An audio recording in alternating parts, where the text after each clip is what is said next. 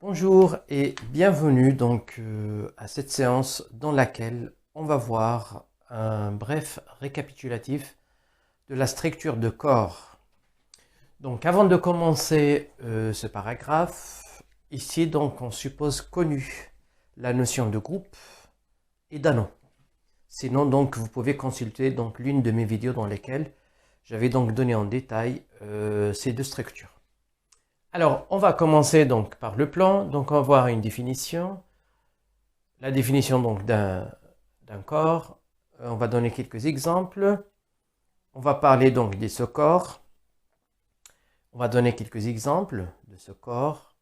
La caractérisation, c'est très important. C'est ça ce qu'on utilise le plus souvent pour démontrer qu'une partie est un sous-corps. On va donc illustrer donc par une application. Et on va donner aussi la définition d'un morphisme de corps. Et on va finir par un exemple. On y va. Donc, alors, pour parler donc d'un corps, ben c'est un anneau en fait, mais qui a quelques propriétés supplémentaires. Alors, je prends donc pour la définition, si je prends K, un ensemble muni donc de deux lois de composition interne. Donc K est un corps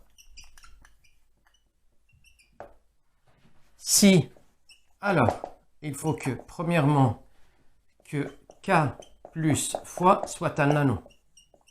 Donc, est un anneau. Alors, le plus souvent, on travaille avec des corps commutatifs. Donc, il faut que ce soit un anneau commutatif. Et deuxièmement, il faut que le groupe des éléments inversibles contient K entièrement à l'exception de 0. Qui veut dire il faut que K fois, donc K fois, ce sont les éléments de l'anneau, donc en tant qu'anneau, les éléments inversibles de K, et ben c'est K en entier moins 0. Tous les éléments de K sont inversibles sauf 0.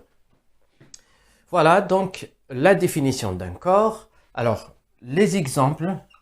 Donc, dans la pratique des mathématiques de tous les jours, depuis un moment, donc on travaille avec deux corps, en fait trois corps plutôt.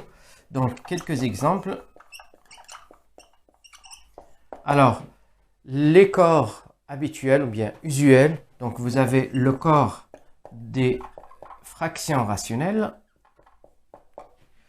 qui est un corps. Vous avez aussi donc le corps des nombres réels et vous avez aussi le corps des nombres complexes. Donc ce sont des corps, ces trois structures, ce sont des corps. Voilà. Allez, on va voir maintenant qu'est-ce que ça veut dire maintenant un sous-corps. Donc, définition de sous-corps. Alors, c'est quoi un sous-corps? Donc, un sous-corps, c'est quoi? Alors, si je suppose que K plus fois est un corps. Et je prends L, une partie de K. Donc, pour que L soit un sous-corps de K, il faut d'abord que L soit stable par plus et fois. Donc, L est un sous-corps.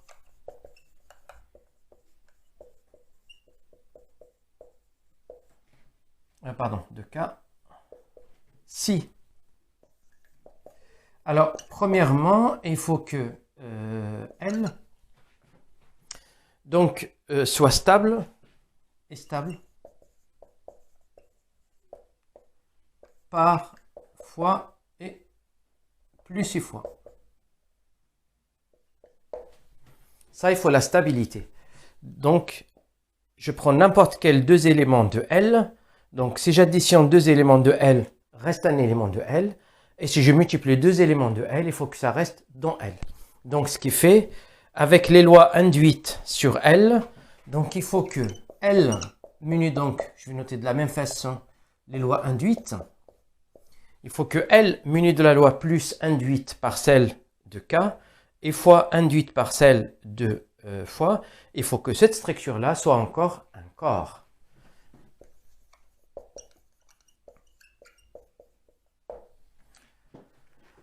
Très bien, donc voilà, alors il faut que L soit stable par les deux lois. Du moment où ils sont stables, donc il faut que L munisse de ces lois induites, il faut que ça fasse un corps.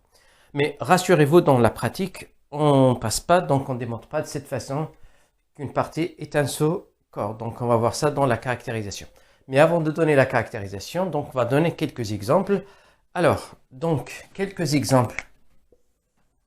Donc vous avez, donc, Q, alors les exemples qu'on vient de voir à l'instant, vous avez Q est un sous-corps de R. Encore une fois, R aussi est un sous-corps de C. Donc vous avez Q plus fois est un sous-corps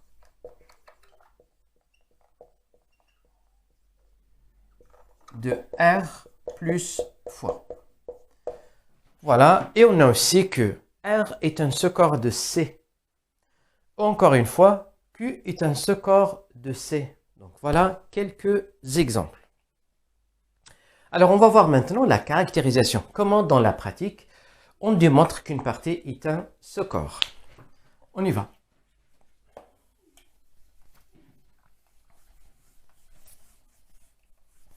Alors pour la caractérisation,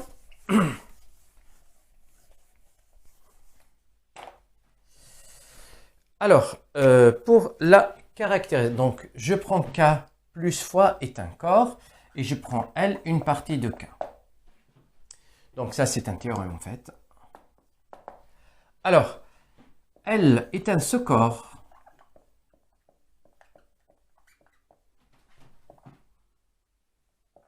de K.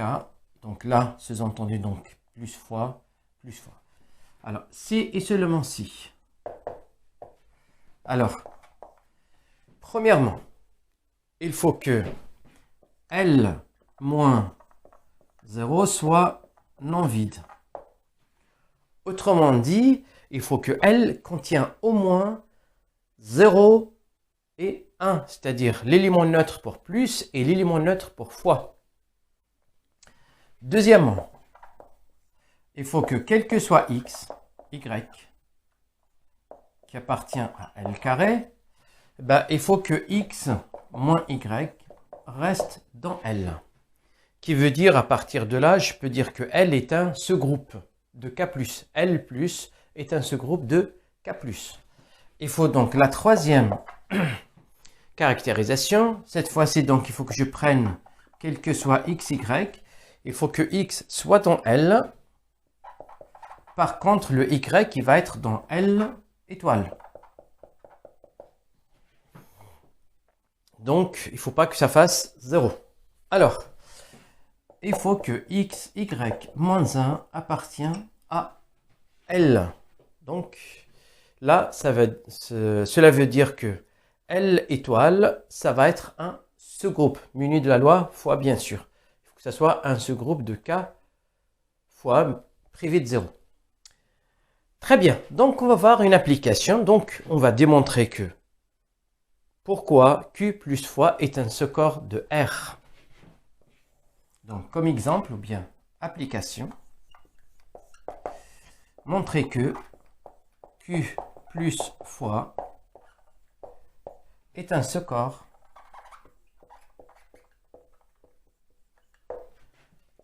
de R plus fois.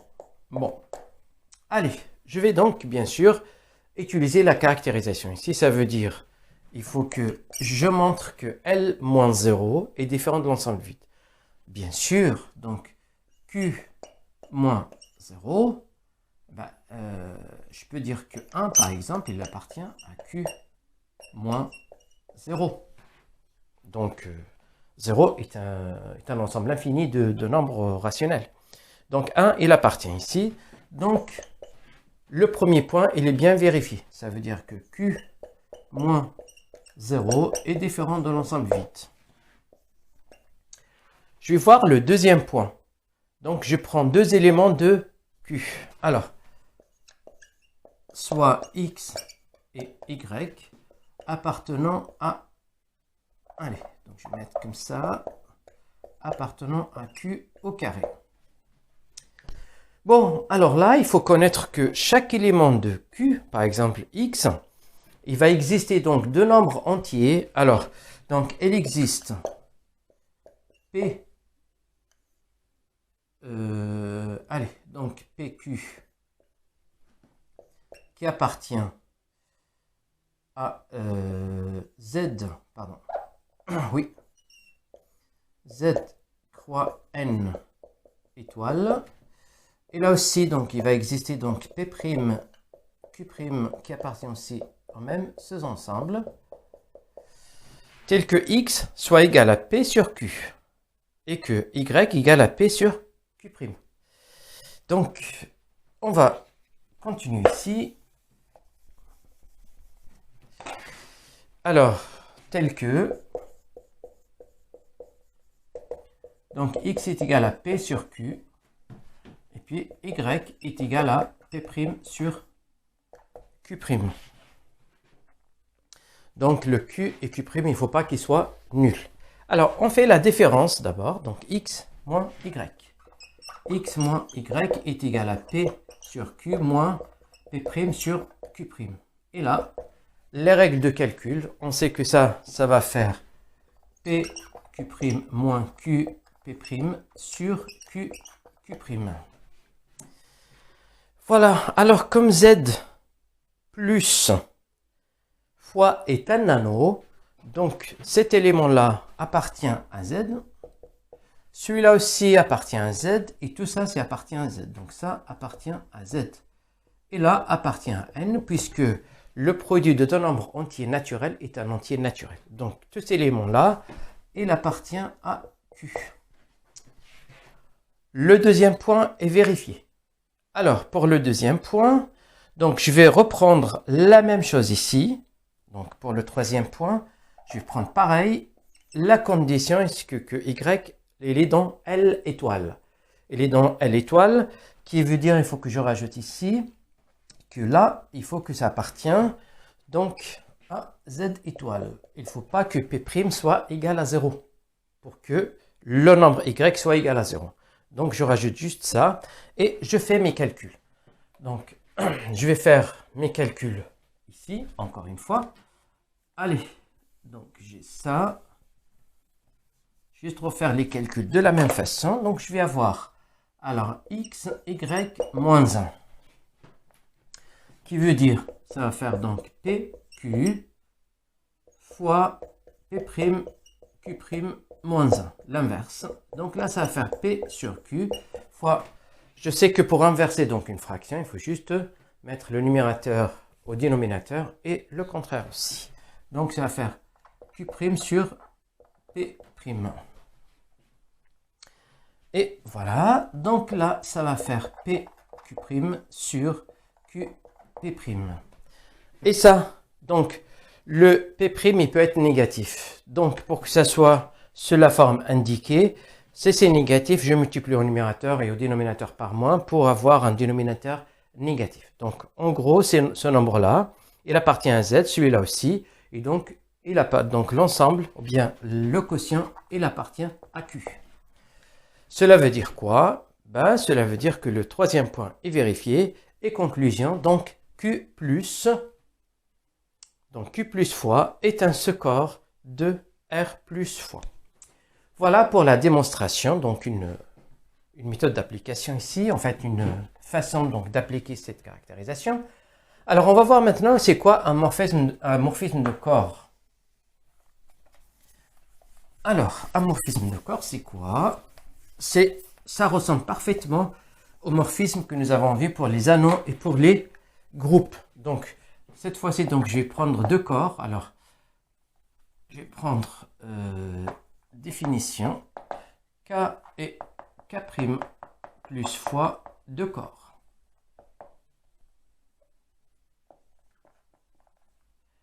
Et je vais prendre donc F, une application de K dans K'. Donc F est un morphisme de corps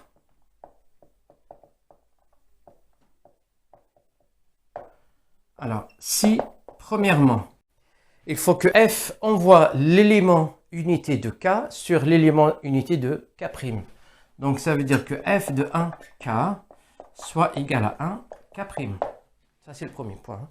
Le deuxième point, il faut qu'il sépare donc l'addition. Ça veut dire, si je prends, alors, quel que soit x, y, appartient donc à k, et bien il faut que f de x plus y donc soit égal, comme pour les anneaux, soit f de x plus f de y.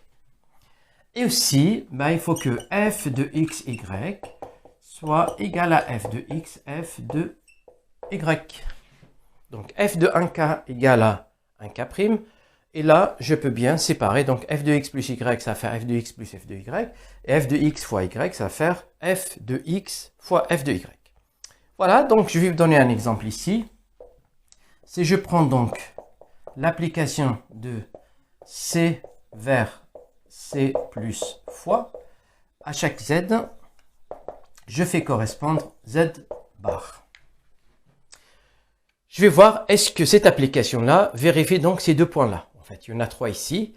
Allez, premièrement, donc je vais voir l'élément unité de z, c'est 1. Donc, f de 1, ça va faire z bar, ça va faire, 1 bar, et le conjugué de 1, c'est 1. Donc, le premier point est bien vérifié. Je vais voir, je vais prendre maintenant, donc soit z appartenant à C. Qu'est-ce que je sais? Donc f de z plus z bar égale, z'. Donc là c'est z plus z' bar par définition. Or, parmi les propriétés donc de la conjugaison ici, je peux bien séparer ici le plus et fois. Donc z plus z' bar. Ce point-là, il est bien vérifié. Je peux même aussi dire que f de z, z' égale à z, z' bar. Encore une fois, parmi les propriétés donc de la conjugaison, je peux bien faire, ça va faire z, z'. Et là, on a prouvé donc le troisième point. Conclusion, eh bien, donc, cette application-là, c'est un morphisme de corps. Et bien sûr, on peut parler donc des homorphismes lorsque donc le morphisme est une bijection. On peut parler de l'endomorphisme lorsque, comme ici, donc je pars de C dans C, et je peux parler d'automorphisme lorsque l'endomorphisme est une bijection. Voilà, merci. Donc on arrive à la fin donc de ce paragraphe, et je vous dis donc à très bientôt.